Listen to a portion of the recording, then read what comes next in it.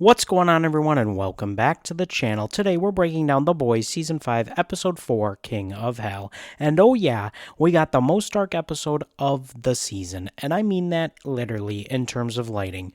Don't watch this episode with a glare is all I gotta say, as you won't be able to see half of it. Outside of that, I think the early returns on this episode are a love it or hate it type. So let's recap what happened, with spoilers of course, and then dive into my takes on this episode.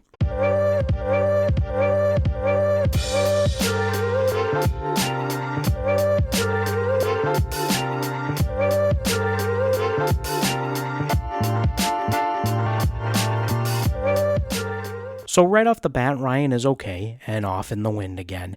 I'm sure we'll see him later. And Homelander is done pretending to just be a hero. He wants to be seen as a literal god. He puts Firecracker in charge of building this image, and she brings in Ashley Barrett and the wild child known as Oh Father to basically turn Homelander into a religious icon. Not as a god, but as the one true prophet of God, because Homelander is the only one who can truly hear what God has to say. It is a creative spin by his team to get basically the result he wants, and I like the writing there. Meanwhile, Billy Butcher and the crew head to Fort Harmony, looking for V1, but things go sideways fast, as Frenchie realizes the air is filled with toxoplasmosis, but somehow he's immune because of all the damage from his past drug use, which is messed up, but also in a only the boys writing room could come up with that genius sort of thing way. They find out a soup called Bomb Sight already took the V1, but the longer the boys are in there, the more their brains are messed up. So for the 100th time, I counted for sure, of the series, the gang fight, but this time no punches are pulled because they don't have any control. No holding back, no clean heroes, just chaos. Soldier Boy and Homelander both show up. Homelander starts mocking him hard, saying he used V1 because he felt inferior to his brother, but Soldier Boy doesn't just take it. He actually manages to trap Homelander into a chamber filled with enriched uranium. Now, of course, this wasn't just because the brother's speech. Earlier in the episode, Sage clearly sets up Soldier Boy and gets him to do what she wants, so I think she might be kind of pulling all the shots here. We'll see if her role expands at all, as she really hasn't had a ton to do this season. Anyway, back here, for a moment, Homelander is contained, which almost never happens. He's slowed down for a bit, and it's certainly and genuinely nice to see. At the same time, Frenchie tracks down the source of the infection, and it's someone that's from Soldier Boy's past, Quinn. And this is where it gets really dark. Frenchie intentionally provokes Soldier Boy into killing Quinn to stop the infection. It works, but it leads to Soldier Boy actually crying tears. Homelander eventually breaks out, because of course he does, but instead of killing Soldier Boy, he sees him vulnerable and lets him live. Not really because of kindness, but either because he can, or he still, at some crazy level, still wants his approval. The coinciding plot line of this episode is a little more heartfelt. Annie January finally meets her father, played by Tim Daly.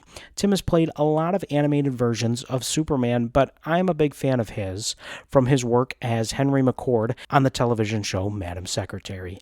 Anyway, here he admits he's always loved Annie, which gives her some closure. We avoid near disaster caused by her newfound teen brother, and we get a reunion with Huey Campbell, which is a rare, calm moment in this episode. To top it all off, at the church service, Oh Father declares to the public that Homelander is the prophet of God, and people believe it. What are my thoughts, though, on this episode?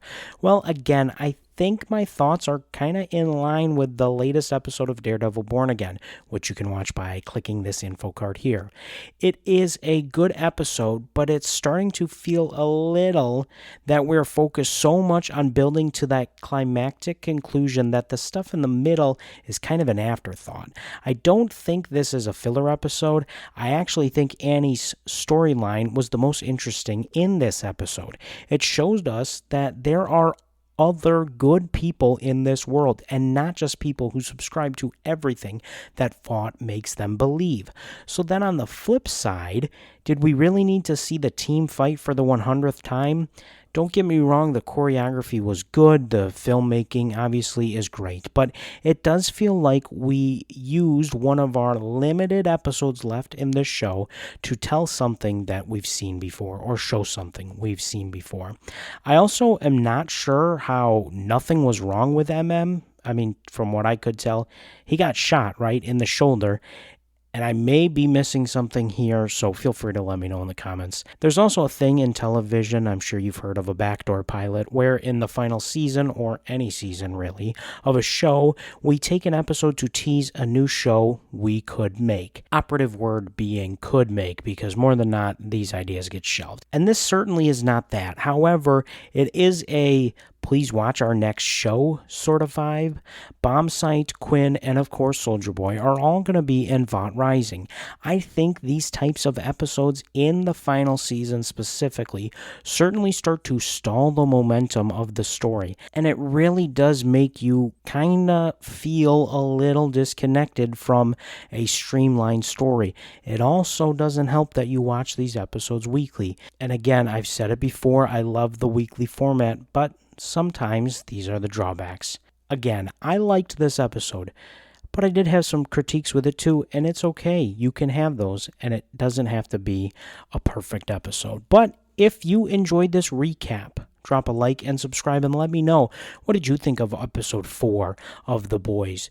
Do some of my points make sense, or do you see it in a different light? And that's okay. I'd love to hear it in the comments below. Also, who do you think is going to kill Homelander? I mean, he's going to die, right? There's no way he stays alive. Who's going to kill him in the final episode? Of course, we got a little bit of time before that, but let's get those predictions in early. But we thank you for watching today's episode, and now that you've got some time, you can go refill that popcorn bucket.